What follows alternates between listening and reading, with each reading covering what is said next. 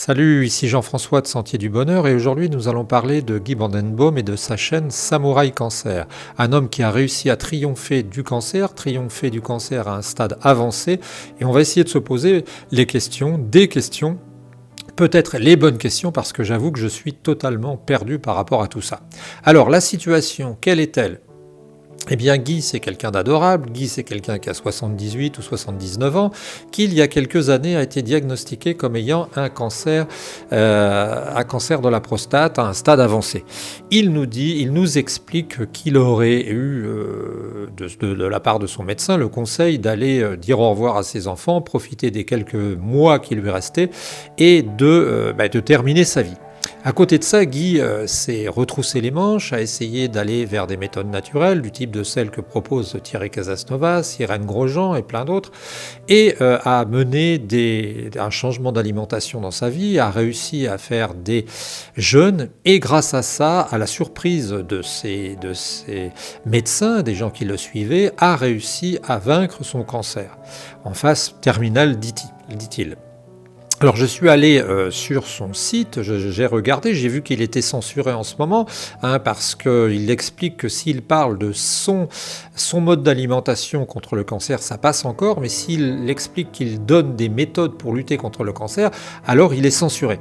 Donc la question c'est que c'est quelqu'un que j'adore, que j'aime beaucoup, que je pense fondamentalement on va dire honnête et fondamentalement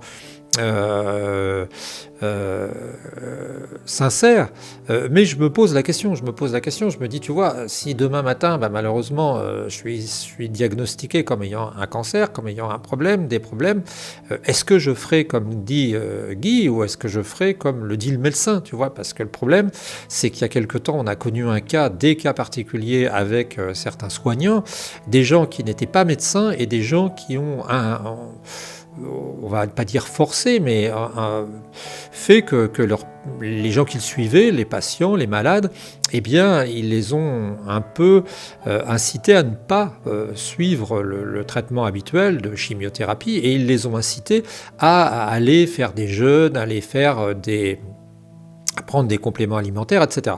Et un monsieur qui s'appelait Miguel Barthéléry, qui a été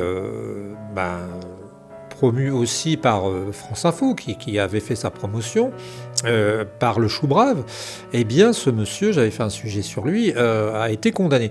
Et donc Guy se trouve un peu, comme on dirait vulgairement, entre deux chaises, parce que eh bien, dans un sens, il propose Alors, il propose pas des méthodes, lui, il a écrit 2 livres, l'un sur son expérience et l'autre sur les thèses qui accréditent ce qui s'est passé. Et c'est pas un vendeur de méthodes, c'est quelqu'un qui essaye de faire avancer les choses. Mais ce que je me pose comme question, c'est que si j'avais moi techniquement, personnellement, été diagnostiqué, qu'est-ce que je ferais ?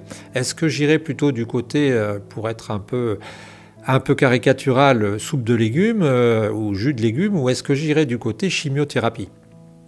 Alors, tu sais, dans les témoignages humains, on trouve un peu n'importe quoi et tout et n'importe quoi. Et certaines personnes te disent clairement, oh mais de toute façon, moi je n'ai pas confiance en la médecine conventionnelle, parce que je sais bien, par exemple, que les oncologues sont ceux qui gagnent le plus d'argent. Alors, je sais, c'est vrai, j'ai vérifié. Ce sont pratiquement, apparemment, les gens qui gagnent le plus d'argent. Je ne sais pas pourquoi, je ne sais pas pour quelle raison. Mais c'est une réalité. Il y a des gens qui te disent aussi pourquoi est-ce que les traitements du cancer coûtent si cher. Et en fait, c'est tout simplement parce qu'apparemment, il y a des sels de platine ou je ne sais pas quel métal là-dedans, et qui font que c'est en effet très cher. Donc, j'avoue ma confusion, j'avoue mon incompétence par rapport à ça, et je recherche des témoignages.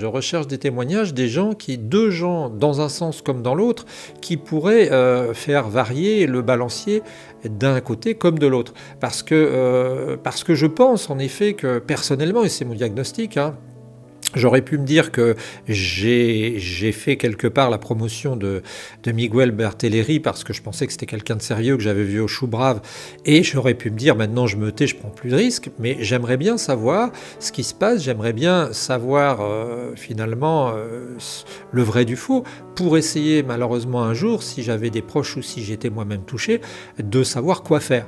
Or en fait on entend n'importe quoi sur internet, on voit n'importe quoi, si tu prends on va dire le vécu à froid d'une famille qui a vécu le cancer et qui a vécu des thérapeutes entre guillemets qui forçaient leurs proches à ne pas prendre de chimio, là tu vas voir, tu vas être dégoûté. Si tu vas voir dans un autre sens des gens comme Guy qui ont réussi à s'en sortir parfois, parce qu'il y en a qui s'en sortent, et il y en a qui s'en sortent même parfois sans traitement, hein, c'est-à-dire que spontanément, on ne sait pas pourquoi, ils réussissent à s'en sortir, eh bien ça arrive.